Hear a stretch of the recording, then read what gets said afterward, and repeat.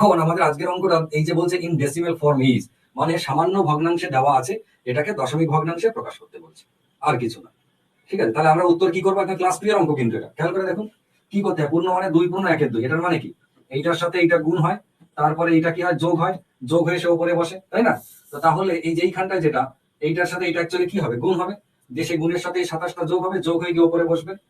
আর নিচে 1 লাখ যেমন আছে থাকবে, তারপর দশমিকের প্রকাশ যেমন। এবার এই গুণটা দেখুন কতটা সহজ। কার কার গুণ আছে? 101 ইন্টু এইটা 1 লাখ, তার মানে 1 লাখের 5টা শূন্য আমি এরকম ভাবে বসিয়ে দিই, দিয়ে তার সঙ্গে কত যোগ? তার সঙ্গে যোগ হচ্ছে 27। তাহলে লাস্টের দুটোকে বাদ দিয়ে, দুটো শূন্যকে বাদ দিয়ে আমরা এখানে 27 লিখে দিতে পারি সহজে। আর নিচে কত? নিচে হচ্ছে কত? 1 লাখ।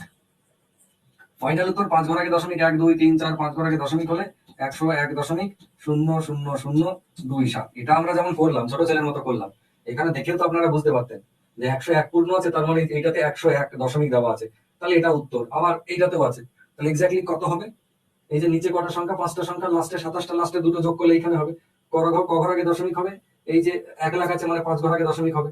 আর এইখানে কটা আছে? এখানে 6 ঘর আছে, তার জন্য এটা বাদ চলে গেল। ক্লাস 2 এর অঙ্ক, কিন্তু পরীক্ষায় কেন আসে? পরীক্ষায় আসে একটু সময় যাতে আপনি বাঁচাতে পারেন, তাই।